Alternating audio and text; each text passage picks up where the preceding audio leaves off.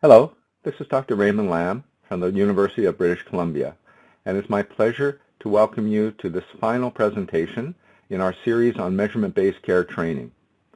In part one, we talked about measurement-based care and reviewed the evidence for its effectiveness in improving outcomes in people treated for depression. In part two, we examined the clinical scales and tools that we recommend for measurement-based care. And in this part three, we'll look at antidepressant treatment algorithms to support measurement-based care in your patients. Again, these are my disclosures and sources of my funding.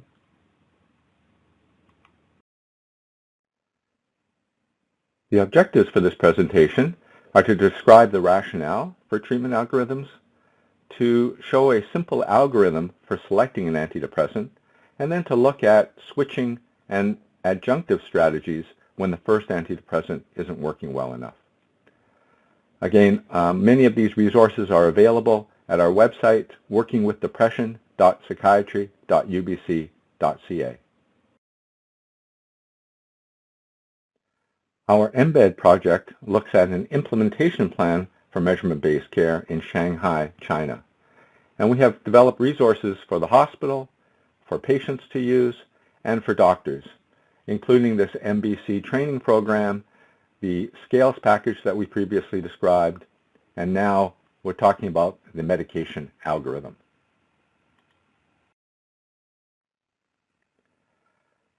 Treatment algorithms are either loved or hated by doctors. When we talk about treatment algorithm, we're really talking about an ordered sequence of clinical decisions that helps to solve a clinical problem. And some of the advantages of treatment algorithms include standardizing care and reducing variability in care, that these treatment algorithms can be used alongside measurement-based care because many of the clinical decisions are based on scores from rating scales. But we really want to point out that treatment algorithms are not like a fixed recipe. That certainly you can deviate from the recommendations depending on the clinical situation. So you don't have to follow the algorithms if the patient in front of you has differences that make you select different treatments.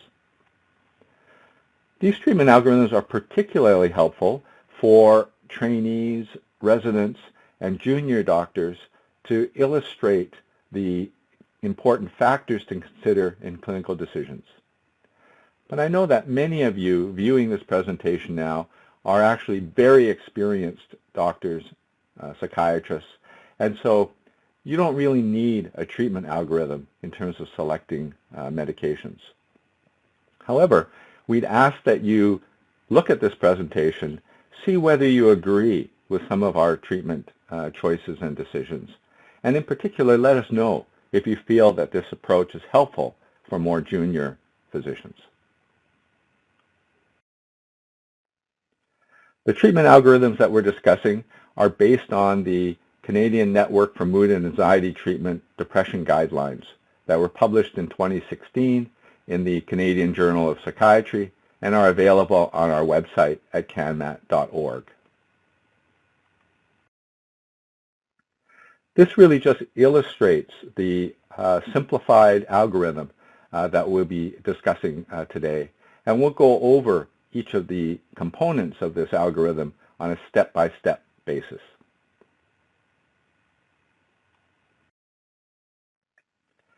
But the first step is really, how do you select the right antidepressant for your patient?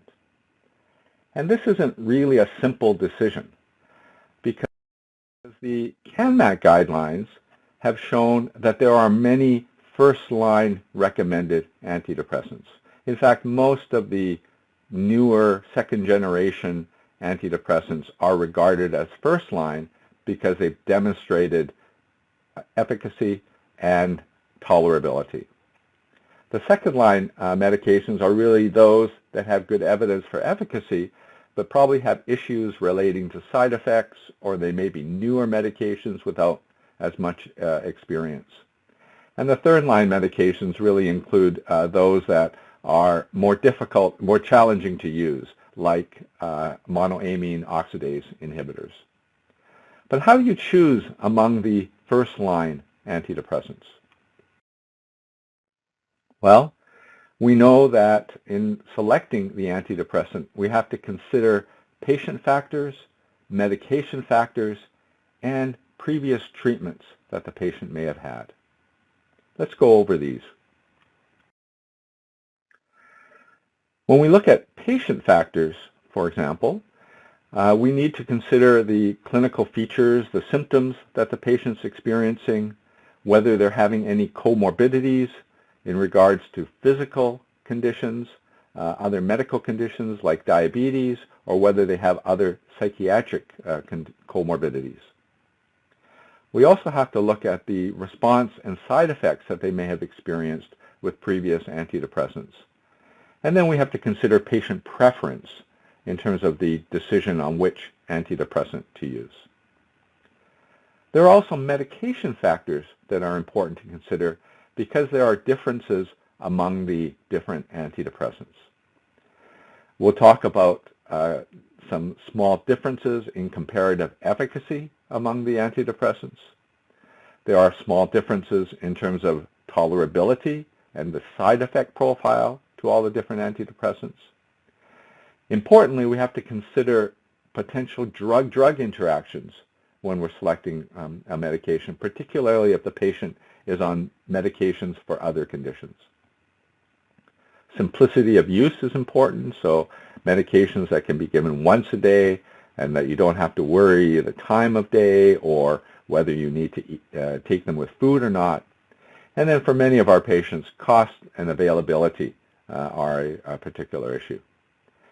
And so we really have to regard that antidepressant selection must be individualized because the relative differences between the medications are small and the differences between patients are large. And so we have to consider both patient and medication factors in selecting a medication.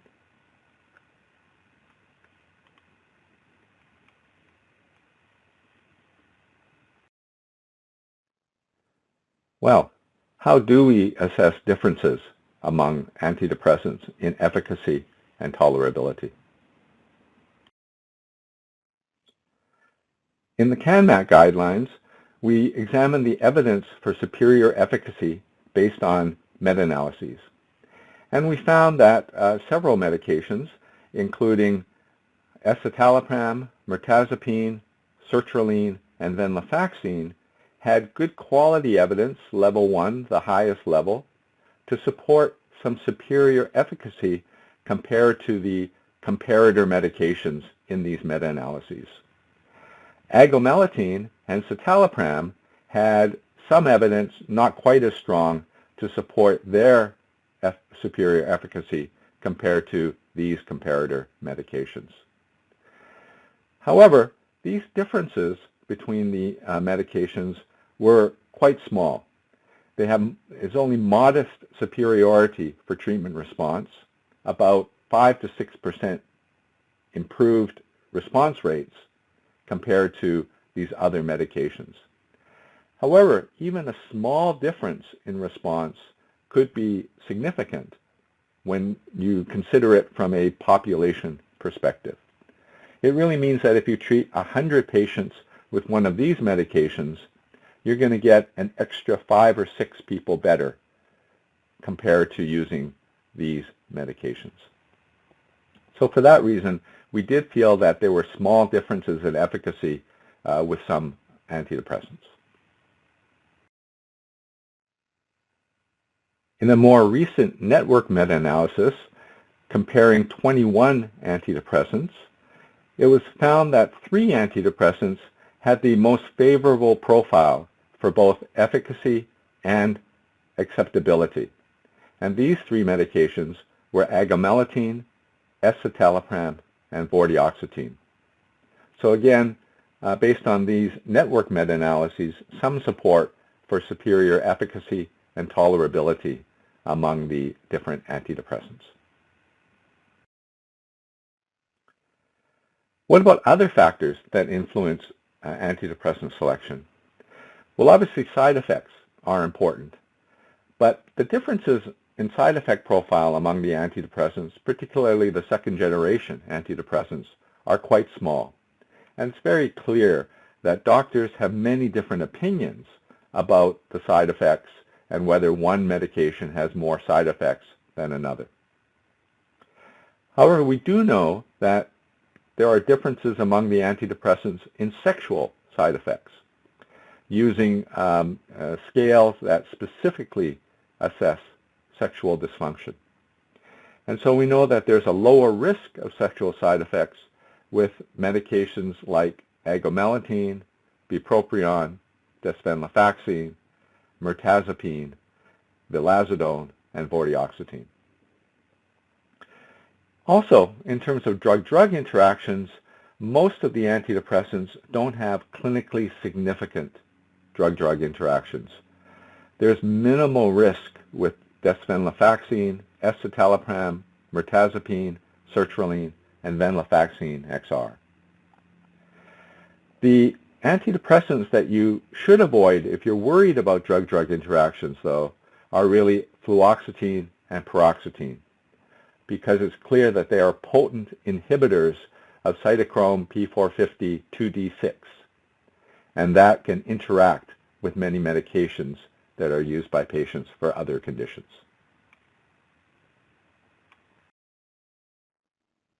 So to summarize, the antidepressants with the best evidence for efficacy, tolerability, and safety include escitalopram, sertraline, venlafaxine XR, and vortioxetine.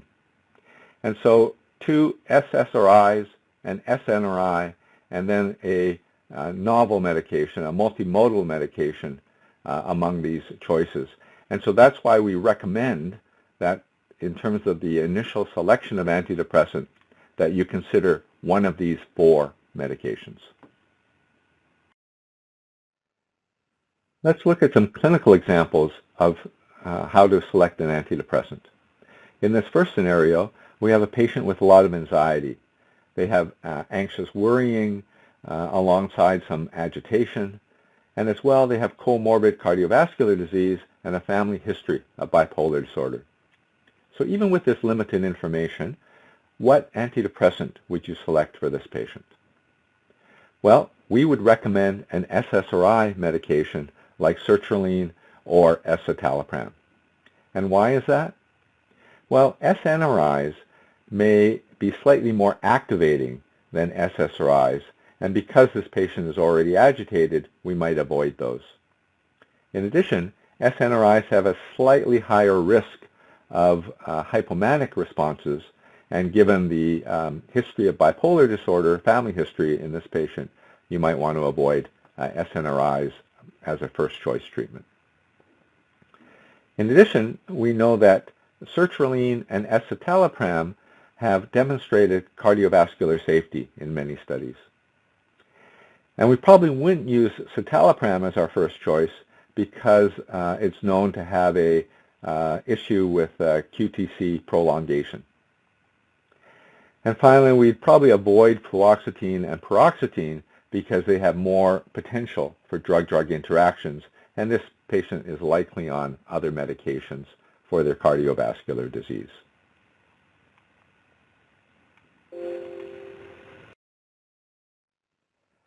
Let's look at a second scenario. This time, the patient has a really flat mood. They don't really feel anything. They're not necessarily sad. They just feel flat. They also have prominent cognitive symptoms, including poor concentration and memory, and very low energy.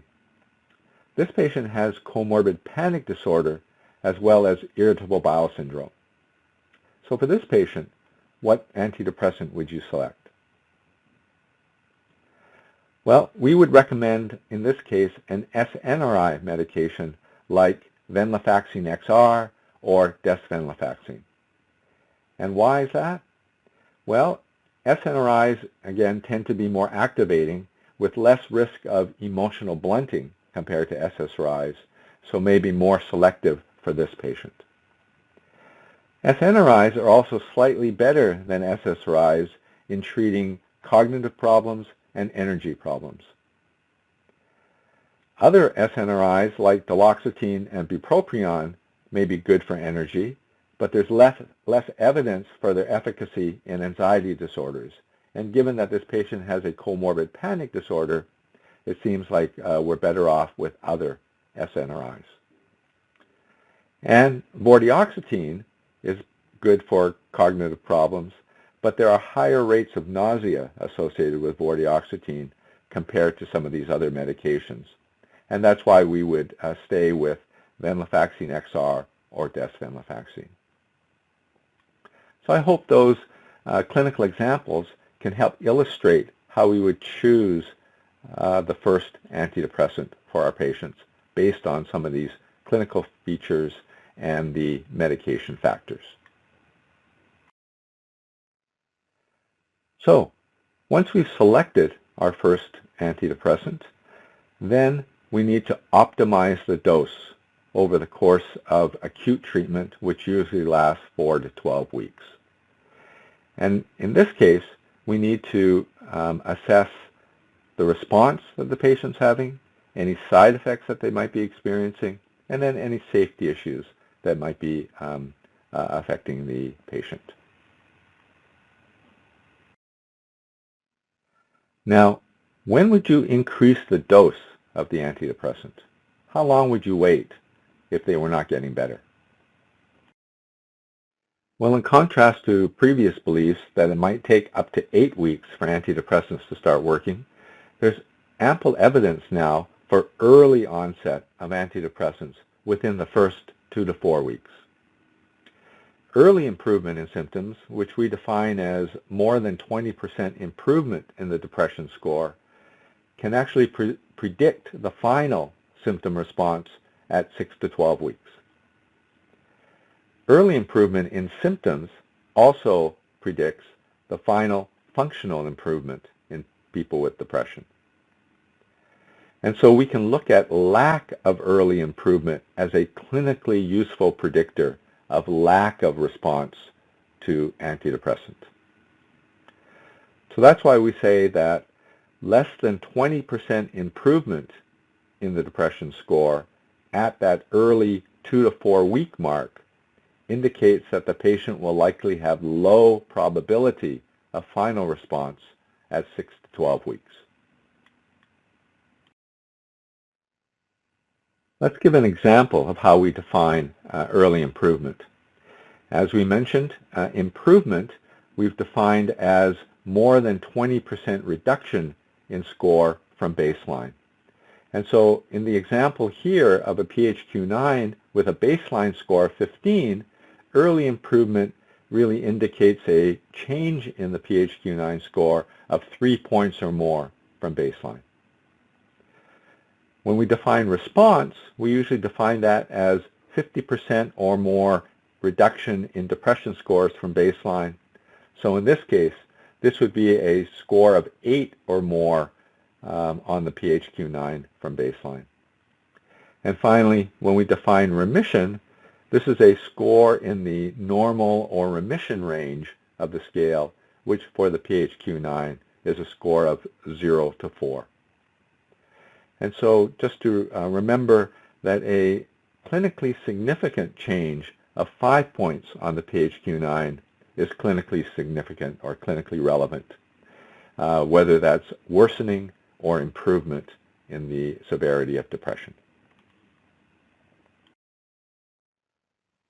So this leads to our 20 and 4 rule, which is if there's less than 20% improvement in depression scores in 4 weeks, you should do something.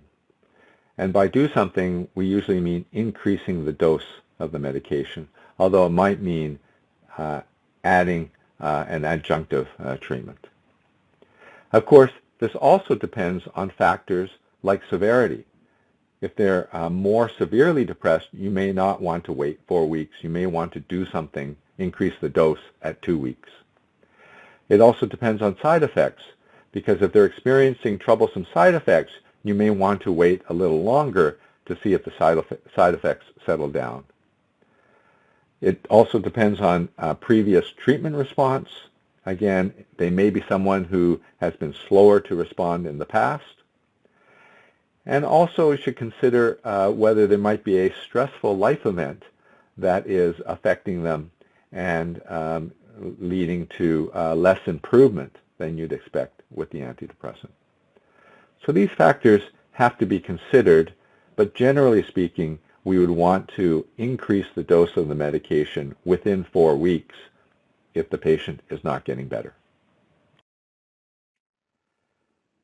Once the patient has optimized their dose in this acute treatment period, then it's important to assess whether they are in remission or whether they are not in remission.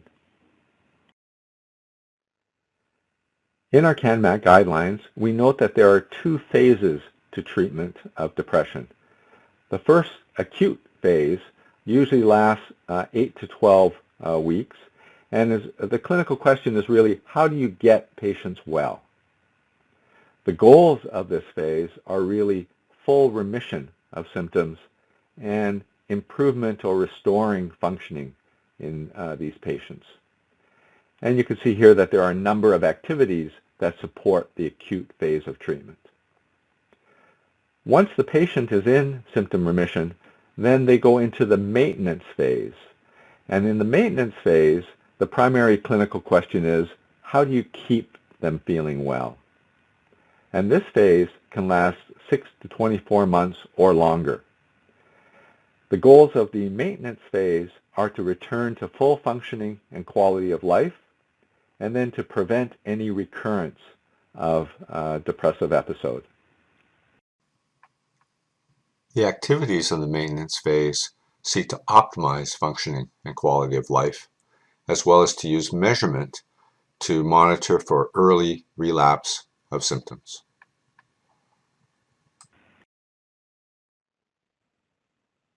Once patients are well on an antidepressant, how long would you continue it? Well, it's clear from a lot of evidence that all patients should continue antidepressants for 6 months after they're in remission of symptoms. But of course, many people need longer-term maintenance treatment in order to prevent relapses. And patients with risk factors need at least 2 years of treatment. These risk factors include frequent and recurrent episodes of depression, very severe episodes, for example, if they have psychosis or severe impairment or high suicidality, they need longer maintenance treatment. If they've had a chronic episode of depression, then they need to stay on the antidepressant longer once they're well. Psychiatric or medical comorbidities is another risk factor for relapse, and those patients generally need a longer period of maintenance. And finally, if the depression has been difficult to treat, if it's taken a long time to get them into symptom remission, then they'll need to stay on the medication for a longer period of time. And so again, for many of our patients with these risk factors, we recommend at least 2 years of maintenance treatment. But for some people, they will need to continue on the medication for a lifetime. So when patients are in full remission after acute treatment, we recommend that they maintain their medications for 6 months or longer if they have risk factors. But what if patients are not in remission, if they're not well with acute treatment and the medication has been optimized? Well, then you need to consider side effects that they might be experiencing to the medication, the kind of response that they have to the antidepressant, and then the amount of time and that you have in terms of dealing with their depression. And the importance of this assessment is that then the consideration, the treatment decision, is whether you switch medications or whether you add an adjunctive agent. First, let's consider, when do you switch the antidepressant? Here are the factors that you need to consider for switching to a second antidepressant if the first antidepressant hasn't been effective. You would consider switching if it's the first antidepressant that the patient's tried. If the first antidepressant is poorly tolerated, if they're having a lot of side effects, then it makes sense to switch the antidepressant. If the patient has no response at all, and by that we usually define as less than 25% improvement in the depression score, then you might want to consider switching to a different antidepressant.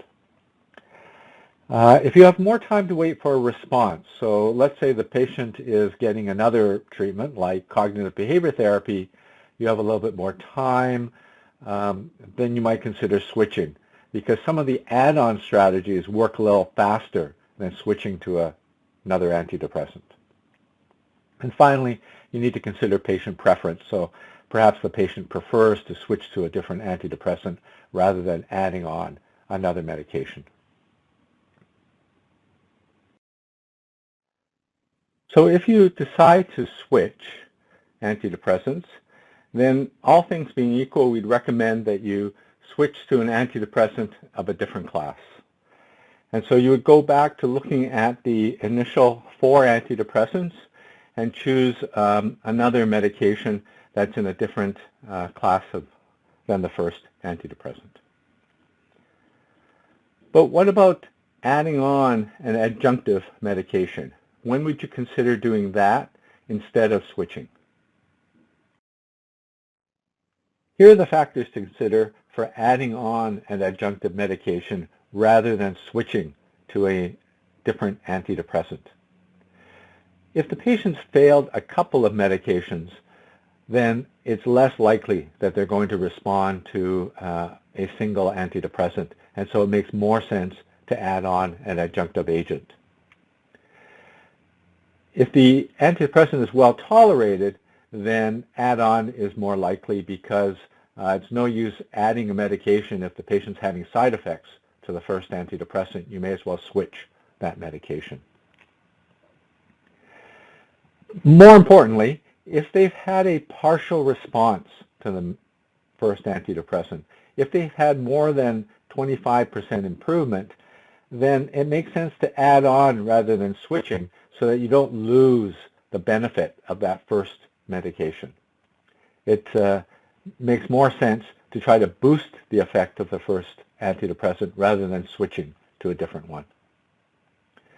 Similarly, if you have less time to wait for a response, if the depression is severe, if they're greatly impaired because of the depression, then it makes more sense to add on because sometimes that's a faster response with an add-on strategy rather than switching to another antidepressant. Sometimes the patient prefers to add on a medication for some of the reasons that we've already described. And sometimes we want to target specific residual symptoms or side effects by adding a second medication that may address those specifically. So those are the reasons for adding on an adjunctive agent rather than switching to another medication.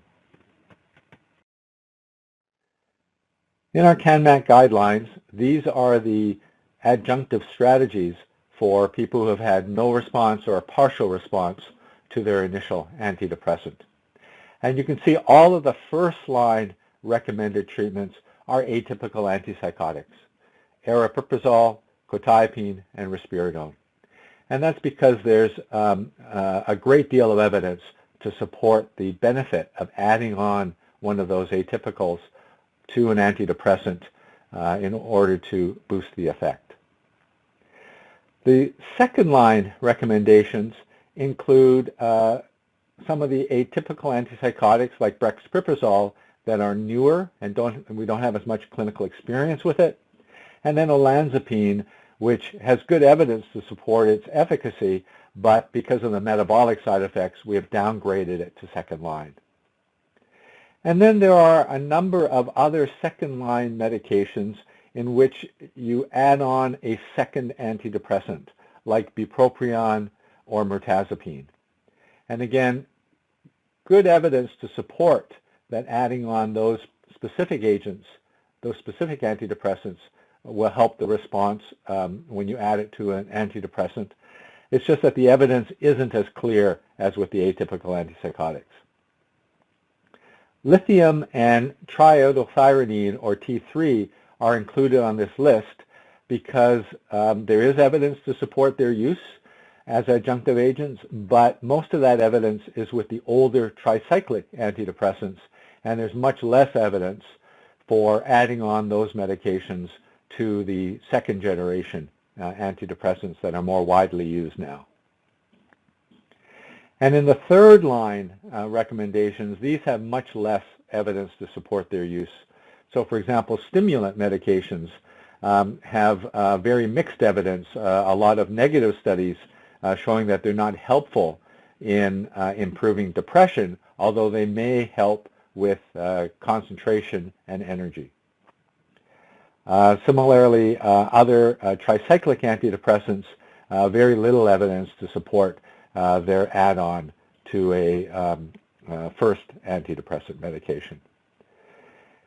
And then there are medications, newer medications like intravenous ketamine that were considered still experimental medications as of the CANMAT 2016 guidelines. And then medications like Pindolol, which are not recommended because they have not been shown to be helpful as an add-on strategy.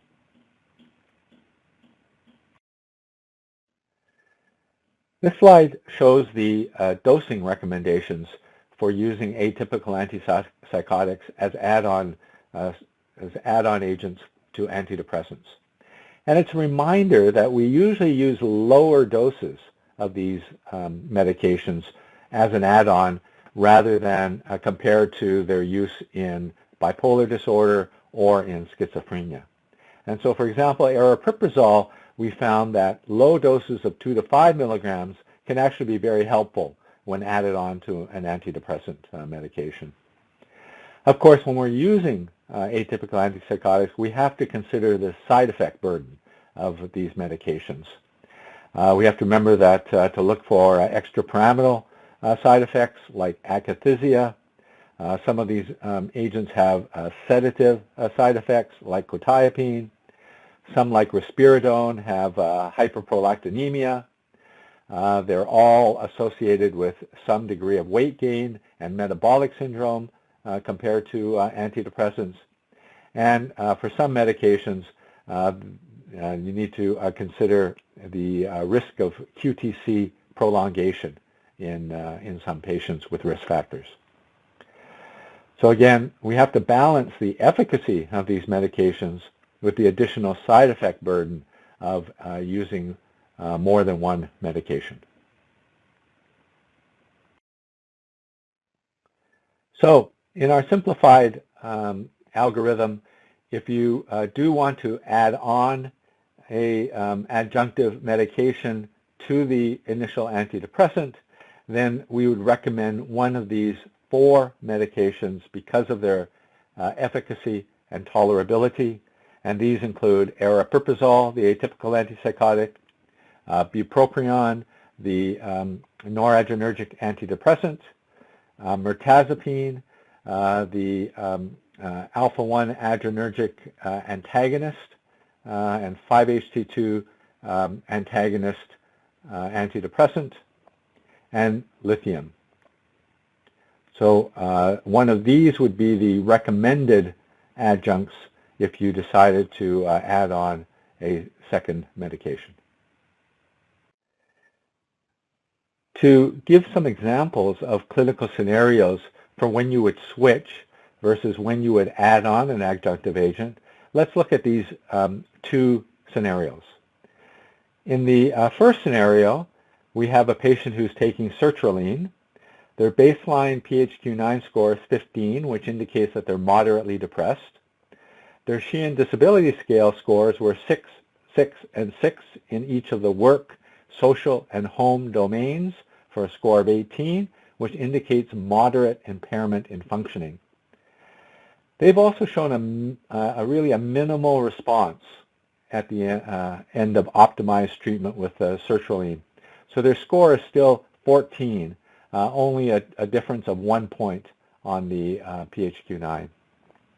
They're also receiving cognitive behavior therapy while they're being treated with medication, and they've noticed some troublesome sexual side effects to the sertraline dose that they're taking. So for these reasons, in terms of having side effects to medications, having moderate impairment, and also getting another treatment, so you might have some time in terms of switching to a different medication, this is a prototypic example of when you would switch from sertraline to another medication such as venlafaxine XR. In contrast, here's a patient who's also treated with sertraline, but this time their baseline PHQ-9 was 21, indicating that they were severely depressed.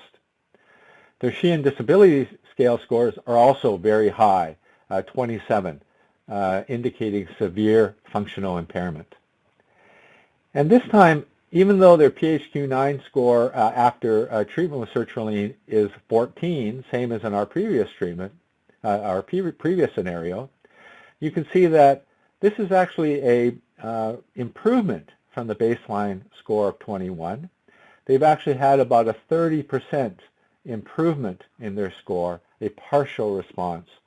And they're also tolerating the medication without side effects. So in this scenario, for this patient with severe impairing depression with a partial response and tolerating the sertraline, this is a situation where we usually recommend adding on an adjunctive agent like aripiprazole. So this just illustrates two scenarios in which the first scenario you would switch, and in the second scenario you would add on. So that completes our discussion of this simplified medication algorithm for antidepressants, starting with selecting an antidepressant, going on to optimizing and increasing the dose, evaluating whether patients have a response or remission to their medication. If they do have a remission, ensuring that they have adequate maintenance treatment on the antidepressant for at least 6 months. And then if they're not in remission, going on to looking at whether you should switch the antidepressant to a different one, or instead add on a medication, an adjunctive treatment like the 4 recommended adjunctive medications. In summary, we've talked about how treatment decisions for depression have to account for both the acute phase of treatment as well as the maintenance phase to prevent relapse.